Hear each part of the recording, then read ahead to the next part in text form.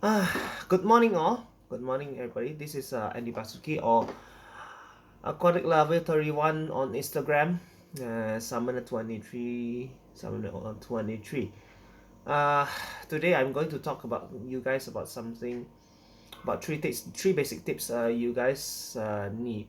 I'm like for this is for old and new aquarists alike. I guess like everybody has heard of something called new tank syndrome. What is new tank syndrome? New tank syndrome is if from my understanding is a condition where people start a brand new aquarium. They don't do their proper cycling method and they just dump the fish in. They just keep fish and wonder why so many of their fish die.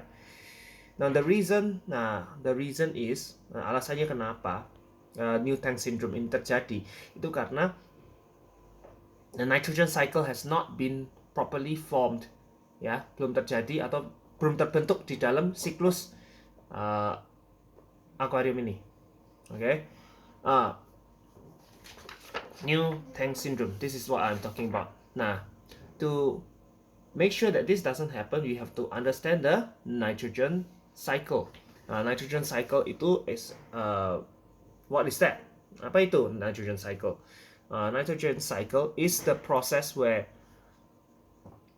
the ammonia that is produced by extra fish food or leftover fish food or maybe just the fish waste uh, from the fish itself, it gets turned into nitrates. Now, the nitrogen cycle starts, right? Nitrogen starts from the ammonia, which is produced by the fish, and it will be broken down first by the nitrosomonas bacteria inside, which is existent inside the water and inside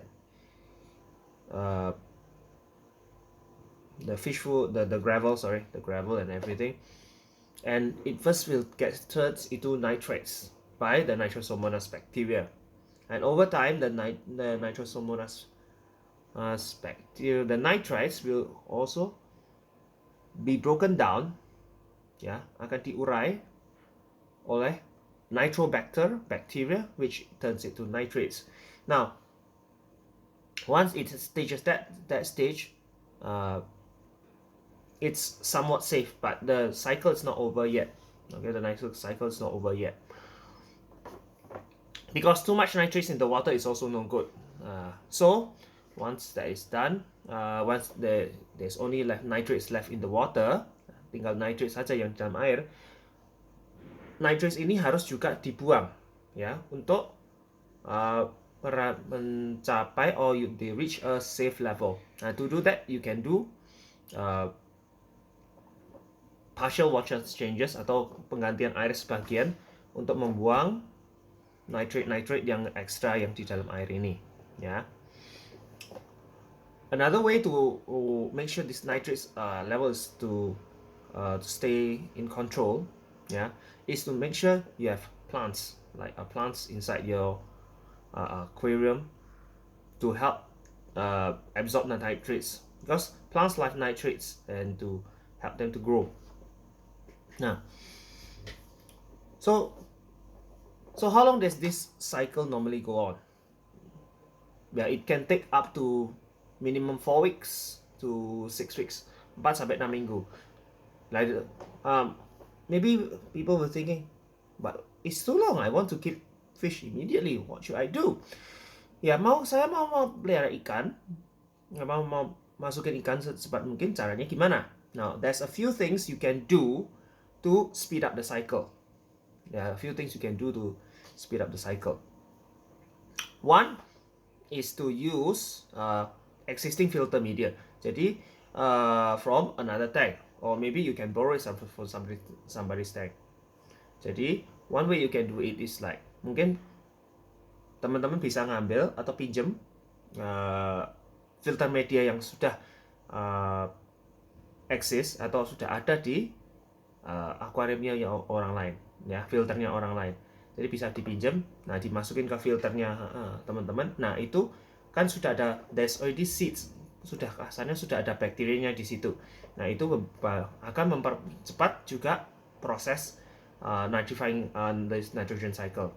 The second way is of course to add plants, to add plants, because plants will help to speed up the process as well, because it will turn the nitrates,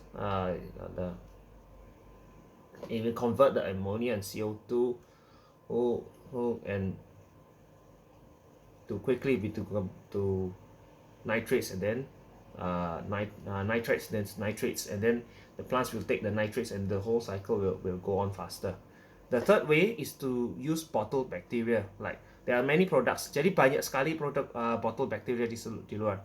Entah dari API, API, CCAM, or maybe kita some other like kayak produk biobakteri yang di dalam botol itu juga bisa membantu untuk mempercepat siklus nitrogen ini.